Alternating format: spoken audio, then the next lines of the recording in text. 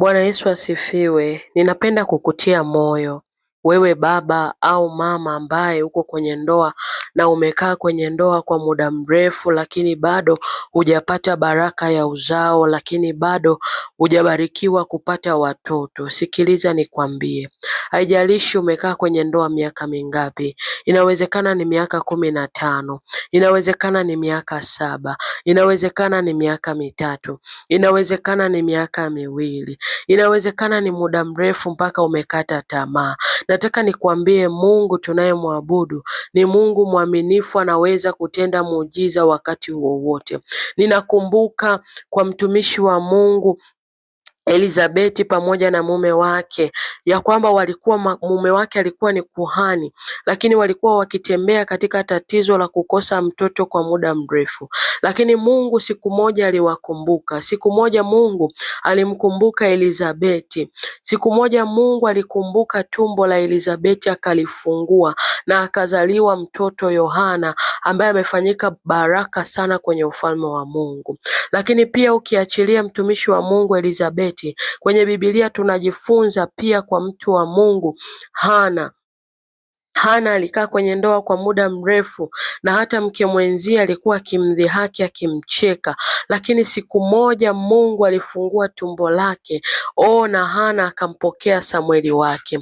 Nataka nikwambie wewe unaisikia sauti hii usiku, wakati huu, ni katika jina la Yesu, iwe ni usiku, iwe ni mchana, iwe ni asubuhi, iwe ni jioni, unapoisikia sauti yangu, nataka nikwambie ya kwamba kuna wakati ambao unafika, Mungu anaenda kukufungua, anaenda kufungua hilo tumbo na unaenda kupokea mtoto katika jina la Yesu.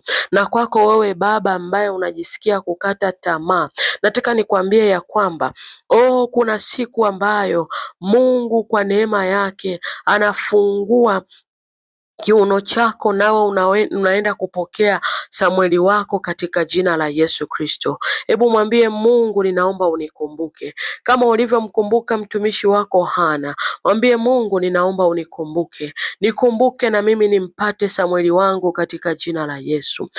Kama ambavyo ulimkumbuka mtumishi wako Elizabeti na mume wake, ninaomba na mimi unikumbuke katika ndoa yangu, niweze kupata baraka ya uzao, niweze kupata baraka ya watoto. Sikiliza nikwambie, hakuna neno gumu la kumshinda Mungu. Halipo lolote ambalo linaweza kumshinda Mungu. Haijalishi umekaa miaka mingapi, haijalishi umekaa muda gani ukiwa na hilo hitaji, lakini nataka nikwambie wakati wa Mungu ni wakati sahihi katika jina la Yesu Kristo. Hebu fikiria pamoja na mimi jinsi ambavyo bikira alichukua mimba.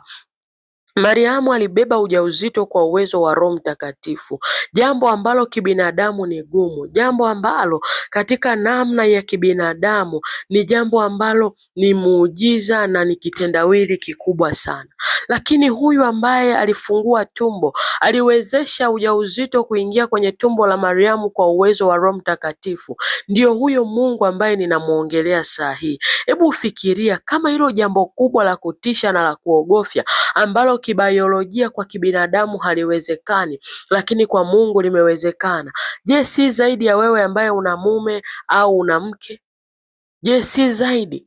Sikiliza nikwambie, mpe Mungu ibada yako tu. Mwambie Mungu, mimi ninakuabudu tu katikati ya hii changamoto, katikati ya hii shida nilionayo. Mwambie tu Mungu, mimi ninakuabudu wewe. Sitaabudu tena hili tatizo, sitatangatanga tena kwa waganga, sitatangatanga tena kunywa madawa au kufanya nini. Mwambie Mungu, nimeamua kukungoja wewe. Na kama upo mahali hapo unaisikia sauti yangu, na yamkini uliwahi kwenda kwa waganga au ukatumia njia ambazo sio za kimungu kutafuta ujauzito, mwambie Mungu, ninaomba unisamehe. Mwambie Mungu, ninaomba unisamehe, ninaomba unisamehe kwa kukosa imani. Mwambie Mungu, ninatubu mbele zako kwa jinsi ambavyo nimekosa imani. Mwambie Mungu, nimekubali sasa, nimelisikia neno lako, nimekubali kutulia na wewe. Wewe ambaye uliwezesha mimba ikaingia kwenye tumbo la Mariamu hali ya kuwa alikuwa hajamjua mwanaume bado. Mungu, ninaomba kwa uweza wa Roho wako Mtakatifu ukalifungue tumbo langu nami niweze kupokea mtoto katika jina la Yesu Kristo. Ninakuambia imani yako Mungu ndio anayohitaji. Mtaji ni imani tu. Kule kwa waganga uliambiwa upeleke pesa, kule kwa waganga uliambiwa upeleke mbuzi, kule kwa waganga uliambiwa upeleke wanyama, lakini huku token yako ni imani. Tu. Hebu muamini Mungu leo. Mwamini Mungu leo ya kwamba anaweza kukushindia. Mwamini Mungu leo kwamba anaweza kukutendea jambo kubwa sana ambalo hujalifikiria hata. Sikiliza, huyu Mungu anaweza kufanya mambo makubwa na ya ajabu kuliko hata yale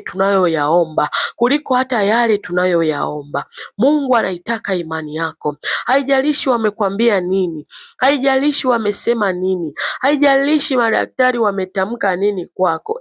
Nakwambia Mungu anaweza kutenda katikati ya hayo majibu ya madaktari, katikati ya hayo masengenyo wanayokusengenya, katikati ya hayo maneno mabaya wanayokutamkia kwamba wewe hutaweza, mbona umekaa muda mrefu unajaza tu choo. Nataka nikwambie Mungu anaweza kuifuta aibu yako. Mungu anaweza kuiondoa aibu yako katika jina la Bwana Yesu Kristo. Nami ninakuombea Mungu akutendee muujiza. Mungu akujibu haja ya moyo wako. Mungu akufute machozi. Mungu akuondolee aibu. Mungu akubadilishie jina kwa jina la Yesu Kristo na kwa damu ya Yesu Kristo. Huyu Mungu akubadilishie jina. Kutoka kuitwa mgumba uitwe mama fulani au baba fulani. Kutoka kuitwa tasa uitwe mama fulani au baba fulani. Kwa jina la Bwana Yesu Kristo. Na wewe baba ambaye umeambiwa una low sperm count, ni katika jina la Bwana Yesu Kristo tunaenda kustandardize katika jina la Yesu.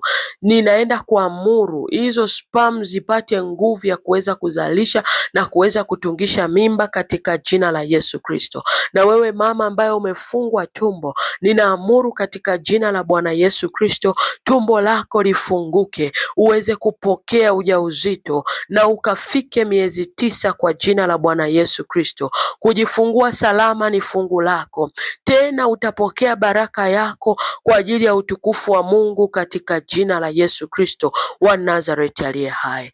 Mungu akubariki sana. Mungu akuvushe. Mungu akutendee muujiza katika jina la Bwana Yesu Kristo wa Nazareti aliye hai. Amen.